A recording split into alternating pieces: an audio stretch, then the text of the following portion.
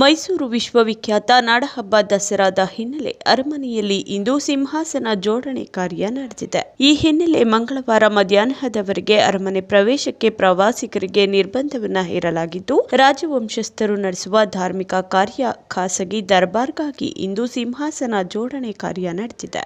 Strong ರೂಂನಿಂದ ಬಿಗಿ ಭದ್ರತೆಯೊಂದಿಗೆ ರಾಜವಂಶಸ್ಥರಾದ ಪ್ರಮೋದಾದೇವಿ ಒಡೆಯರ್ ಸಮ್ಮುಖದಲ್ಲಿ ಸಿಂಹಾಸನದ ಜೋಡಣೆ ಕಾರ್ಯ ನಡೆದಿದ್ದು, ಬೆಳಿಗ್ಗೆಯಿಂದ ಮಧ್ಯಾಹ್ನ 1 ಗಂಟೆಯವರೆಗೆ ಅರಮನೆಗೆ ಪ್ರವಾಸಿಗರ ಪ್ರವೇಶವನ್ನ ನಿಷಿದ್ಧ ಮಾಡಲಾಗಿದ್ದು, ಚಿನ್ನದ ಸಿಂಹಾಸನದ ಬಿಡಿ ಭಾಗ ಹಾಗೂ ಬೆಳ್ಳಿಯ ಭದ್ರಾಸನದ ಬಿಡಿ ಭಾಗಗಳನ್ನ ದರ್ಬಾರ್ ಹಾಲ್ಗೆ ತಂದು ಜೋಡಣೆ ನಡೆದಿದೆ.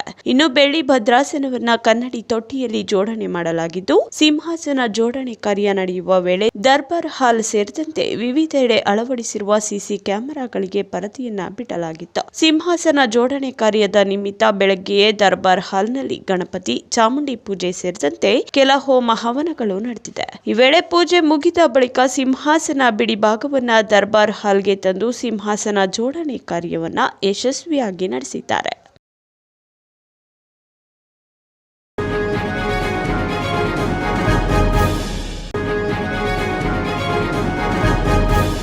ವಿಧಾನ ಪರಿಷತ್ ಸದಸ್ಯ ಎಚ್ ವಿಶ್ವನಾಥ್ ಸುದ್ದಿಗೋಷ್ಠಿಯನ್ನ ಮೈಸೂರಿನ ಜಲದರ್ಶಿನಿ ಅತಿಥಿ ಗೃಹದಲ್ಲಿ ನಡೆಸಿದ್ದಾರೆ. ಬಾನು ಮುಸ್ತಾಕ್ ದಸರಾ ಉದ್ಘಾಟನೆಗೆ ವಿರೋಧವನ್ನ ಮಾಡಿದ್ರು. ಹೈಕೋರ್ಟ್ ಅನುಮತಿ ಕೊಟ್ಟಿದೆ. ಎಲ್ಲರ ಅರ್ಜಿಯನ್ನ ವಜಾಗೊಳಿಸಿದೆ. ಕೋರ್ಟ್ ತೀರ್ಮಾನವನ್ನ ನಾನು ಸ್ವಾಗತ ಮಾಡ್ತೇನೆ. ಸಿಎಂ ಸಿದ್ದರಾಮಯ್ಯ ಕುರುಬರನ್ನ ಎಸ್ಟಿಗೆ ಸೇರಿಸುವ ಸಂಬಂಧ ಸಭೆ ಕರೆಯಲಾಗಿದೆ. ಕುರುಬ ಸಮುದಾಯ ಎಸ್ಟಿ ಟ್ಯಾಗ್ ಬೇಕು ಎಂಬುದನ್ನ ಕ್ಯಾಬಿನೆಟ್ನಲ್ಲಿ ಇಟ್ಟು ತೀರ್ಮಾನ ಮಾಡಲು ಮುಂದಾಗಿಲ್ಲ.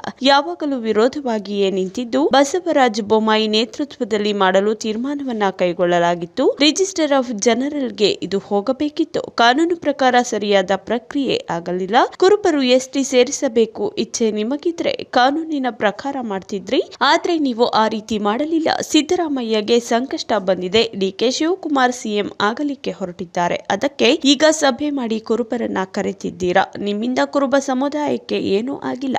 ಅಧಿಕಾರದಲ್ಲಿ ನೀವಿದ್ದಾಗ ಕುರುಬ ಸಮುದಾಯ ಒದ್ದಿದ್ದೀರಾ. ಕುರುಬ ಸಮುದಾಯದ ಯಾವೊಬ್ಬ ನಾಯಕರನ್ನ ನೀವು ಬೆಳೆಸಿಲ್ಲ. ನನ್ನ ಹಾದಿಯಾಗಿ ಅನೇಕ ಕುರುಬ ಸಮುದಾಯದ ಮುಖಂಡರನ್ನ ತುಳಿದ್ರಿ. ಸಿದ್ದರಾಮಯ್ಯ, ನೀನ್ ಯಾವ ಹೋರಾಟ ಮಾಡ್ತಿದ್ದೀಯಪ್ಪ?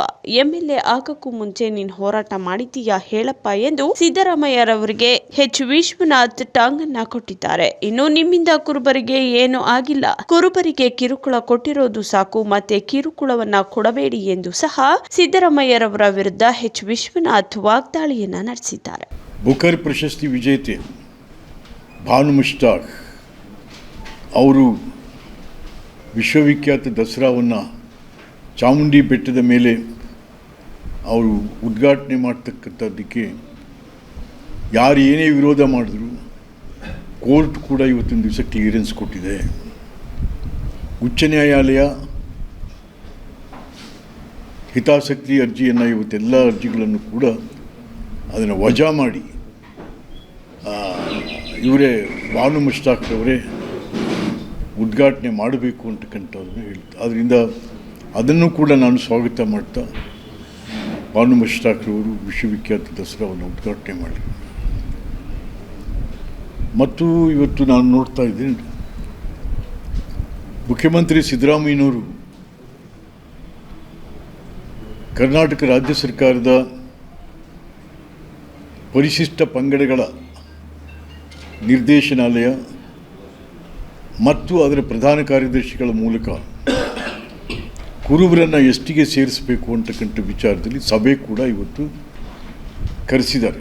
ಅವರ ನಿರ್ದೇಶನದ ಮೇಲೆಗೆ ಕರೆದಿರುವಂಥದ್ದು. ಇವತ್ತೇನಾಗಿದೆ, ಕುರುಬ ಸಮುದಾಯ ಎಸ್ಟಿ ಟ್ಯಾಗ್ ಬೇಕು ಅಂತಕ್ಕಂಥದ್ದನ್ನು ಸಿದ್ದರಾಮಯ್ಯ ಎಂದೂ ಕೂಡ ತನ್ನ ಕ್ಯಾಬಿನೆಟಲ್ಲಿ ಇಟ್ಟು ಪಾಸ್ ಮಾಡಿದವರಲ್ಲ. ಅವರು ಅದಕ್ಕೆ ವಿರೋಧವಾಗಿ ನಿಂತಿದ್ದಂಥವರು ಸಿದ್ದರಾಮಯ್ಯ. ಬಟ್ ಎಸ್ಟಿ ಟ್ಯಾಗ್ ಆಗಬೇಕು ಅಂತಂತೇಳಿ BJP ಸರ್ಕಾರದ ಬಸವರಾಜ ಬೊಮ್ಮಾಯಿಯವ್ರ ಸರ್ಕಾರದಲ್ಲಿ ನಾವೆಲ್ಲರೂ ಕೂಡ ಅವ್ರನ್ನ ಒತ್ತಾಯ ಮಾಡಿ ಅವತ್ತಿನ ದಿವಸಕ್ಕೆ ಅವರು ಕೇಂದ್ರ ಸರ್ಕಾರಕ್ಕೆ ಶಿಫಾರಸು ಮಾಡಿ ಕಳಿಸಿದ್ರು ಮತ್ತು ಕುಲಶಾಸ್ತ್ರ ಅಧ್ಯಯನವನ್ನು ಕೂಡ ಮಾಡಿ ಕಳಿಸಿದಂಥ.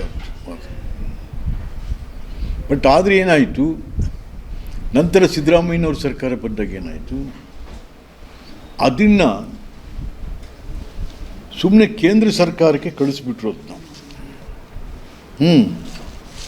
ಕೇಂದ್ರ ಸರ್ಕಾರಕ್ಕೆ ಕಳಿಸ್ಬಿಟ್ರೆ ಅದು ಎಲ್ಲಿಗೆ ಹೋಗಬೇಕಾಗಿತ್ತದು? ಕುಲಶಾಸ್ತ್ರ ಅಧ್ಯಯನಲ್ಲಾಗಿರುವಂಥದ್ದು RGI ಹೋಗಬೇಕಾಗಿತ್ತು. ಇಲ್ಲಿಗೆ ರಿಜಿಸ್ಟ್ರಾರ್ ಜನರಲ್ ಆಫ್ ಇಂಡಿಯಾ ಅಲ್ಲಿಗೆ ಕಳಿಸ್ಬೇಕಾಗಿತ್ತು. ಬಟ್ ಸುಮ್ಮನೆ ಏನೋ ಕಳಿಸ್ಬೇಕಲ್ಲ, ಸೆಂಟ್ರಲ್ ಗೌರ್ಮೆಂಟ್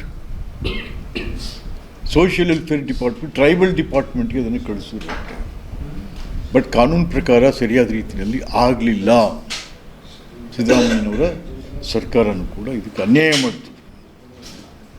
ರಿಜಿಸ್ಟ್ರಾರ್ ಆಫ್ ಇಂಡಿಯಾಕ್ಕೆ ಕಳಿಸಿದ್ರು ಬದಲು, ರಿಜಿಸ್ಟ್ರಾರ್ ಜನರಲ್ ಆಫ್ ಇಂಡಿಯಾ ಕಳಿಸಿದ್ರು ಬದಲು ನೇರ tribal principal secretary government of ಇಂಡಿಯಾಗೆ ಕಳಿಸೋದು ತಪ್ಪು.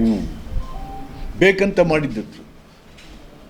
ಯಾಕೆ ನಿಮ್ಮದೇ ಸರ್ಕಾರ, ನೀವೇ ಮುಖ್ಯಮಂತ್ರಿ, ನಿಮ್ಗೇನಾದರೂ ಕೂಡ ಕುರುಬರು ST ಟ್ಯಾಗ್ ಆಗಬೇಕು ಅಂತ ನಿಮಗೆ ನಿಜಕ್ಕೂ ಕಳಕಳಿ ಇದ್ದರೆ ಕಾನೂನು ಪ್ರಕಾರ ಹೋಗ್ತಾ ಇತ್ತು. ನಿಮ್ಗೆ ಇಷ್ಟ ಇಲ್ಲ. ಯಾಕೆಂತಂದರೆ ಸುಮಾರು 350 ಕಿಲೋಮೀಟರ್ಗಳು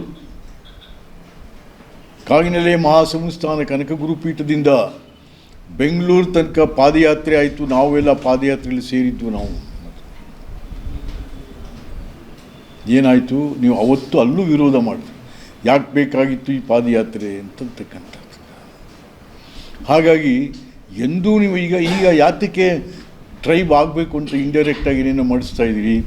ನಿಮಗೆ ಕಷ್ಟ ಬಂದಿದೆ, ಈಗ ಸಂಕಷ್ಟ ಬಂದಿದೆ.